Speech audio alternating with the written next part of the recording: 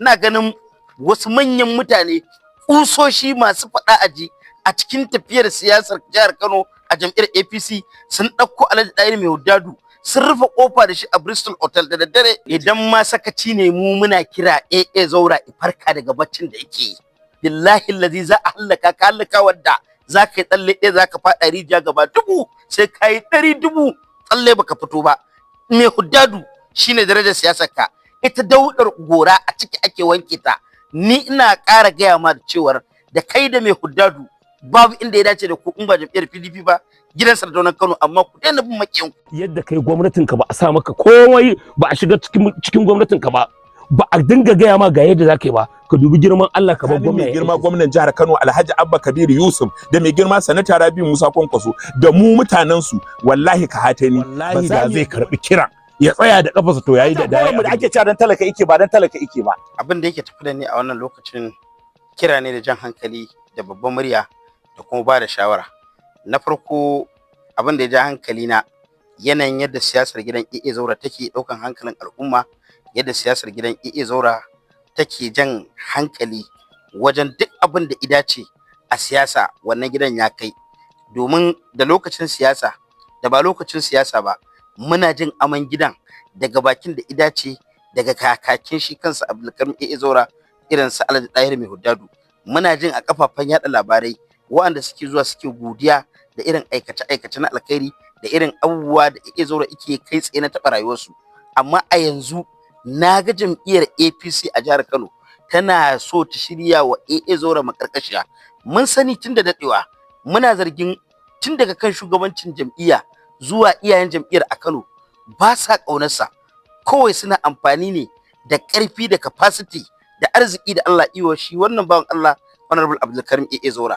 Suna cin gajiyarsa ne amma ba su da niyya ko kusa ko alama ta ma saka masa da alkhairin da iyawa jam'iyya da kuma ike yi a tafiyar siyasar gwamnatin jihar Kano a baya har kawo yanzu.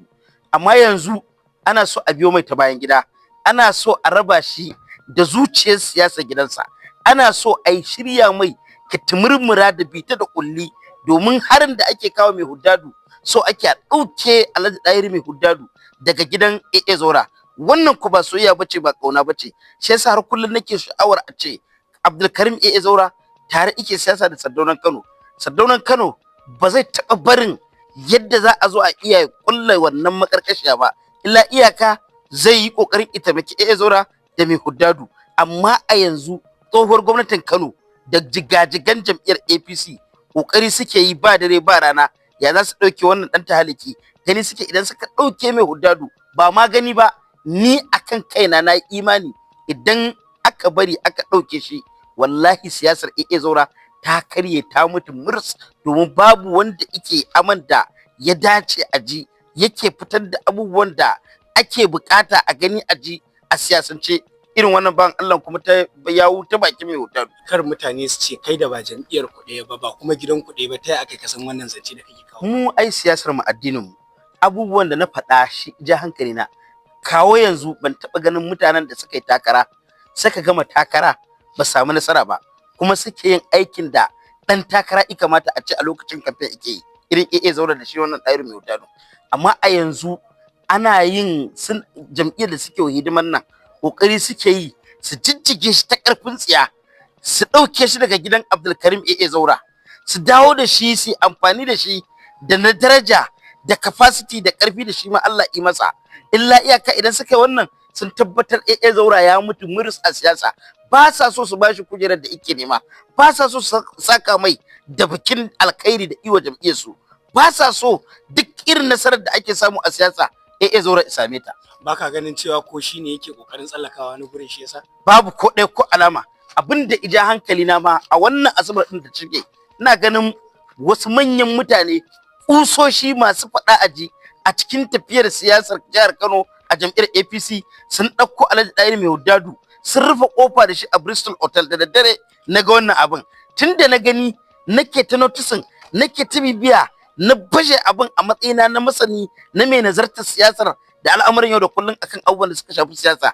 Sai na ga ai sati biyu da suka shige na gaggan shi a gidan minista, na gan shi a gidan Ata, na gan shi a gidan Barau, na gan shi a gidan wasu manya-manyan 'yan siyasa a jihar Kano wanda kuma su suke rike da APC amma matakin ƙasa ba ma Kano kaɗai ba. Idan ya bari wannan kasassabar ta fara a gidansa, ina tausaya Zaura. Baka ganin cewa ko a cikin gidan ne ake masa ba daidai ba, shi yasa wasu ke kokarin su dauke shi daga ko ba daidai bane, ai shi malamin kansa ne. Duk da haihuwar yuyu wanda guda ɗaya kwakwara, duk gidan wa kake jin iya magana ɗaya Zaura in ba shi ba? Duk gidan wa kake ganin ya rike amana da matsayi da girma da Allah iyo Zaura in ba shi ba? Abinda nake so ka gane cewa mu fa a gidanmu, gidan Sardaunan Kano, yana kula da masoyinsa. Duk inda wata barka zai, in dai Sardauna ya sani kwa zama labari, sai ya biya toshe ta. Sai yasa nake kwaɗayi, nake sha'awar Zaura ya dawo su haɗa ƙarfi da ƙarfe da Sardaunan Kano da shi Alhaji Dahiru Mai Huddadu. Jam'iyyar PDP tana kwaɗayin su, tana yin wasu. Jam'iyyar PDP tana maraba da su. Ko ba komai yanzu gashi a duk Najeriya fa jam'iyyar PDP ba inda ta ga ya dace ta ɗauki taronta na ƙasa, National Convention, ranar Asabar, satin da za mu shiga 28 zuwa 30 ga wata, za a yi gangamin convention a jihar Kano, duk domin Sardaunan Kano, wanda ba a taɓa yi ba a Najeriya. Ba a taɓa kawo convention, National Convention jihar Kano ba. Yau gashi Sardaunan Kano, saboda amanar da ya rike a jam'iyyar PDP, saboda mu'amalarsa, saboda girma da matsayi da Allah yi masa, yau za a kawo ta. Shi yasa nake tosaya Atiku da ya tafi iya bulayi gidan Buhari. Shi yasa nake tosaya Atiku, an fake da guzuma ana so a rubuta sana, ana kai wa Buhari wai ziyara barka da sallah, ba a kai wa Abdulsalam Abubakar ba, ba a kai wa cewa suna yunkurin yin maja ne, shi yasa ba wata maja a haɗu jam'iyya ta zo ta yi. Amma ɗan takara ka je ka ɗebo wasu rubabbun mutane wanda ba su da wani abu sai zunubi irin sana sai ɗan rufa'i, ka zo kai tunanin cewar su ne za su kokarin su canja akalar ƙasar nan, wanda duk a siyasar Najeriya ba mai zunubin da ya kai Nasiru ɗan rufa'i. Alhaji, ina so in ƙara faɗa da babban murya, Zaura, ka dawo gidan Sardaunan Kano. Sardaunan Kano yana da buƙatar ire-iren ku da mutane da yawa. A mutanen da za mu karɓa bayan gama convention ɗin nan da ranar convention kafin zuwan zaɓe, wallahi abin zai baka sha'awa. Ba na son wannan jirgin tsirar ya dira a gidan Sardaunan Kano.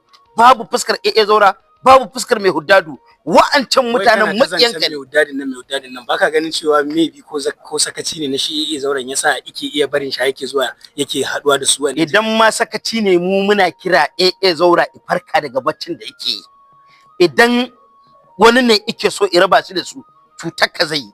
Idan wata al'amari ne yake faruwa ta ƙarƙashin ƙasa, kake karɓar ziga, billahi allazi za a hallaka wadda za ka yi tsalle ɗaya, za ka faɗa rijiya gaba dubu, sai ka yi 100,000 tsalle baka fito ba. Mai Huddadu shine darajar siyasar ka. Ita daudar gora a ciki ake wanke ta. Ni ina ƙara gaya ma da cewar da kai da Mai Huddadu babu inda ya dace da ku in ba jam'iyyar PDP ba, gidan Sardaunan Kano. Amma ku daina bin maƙiyanku.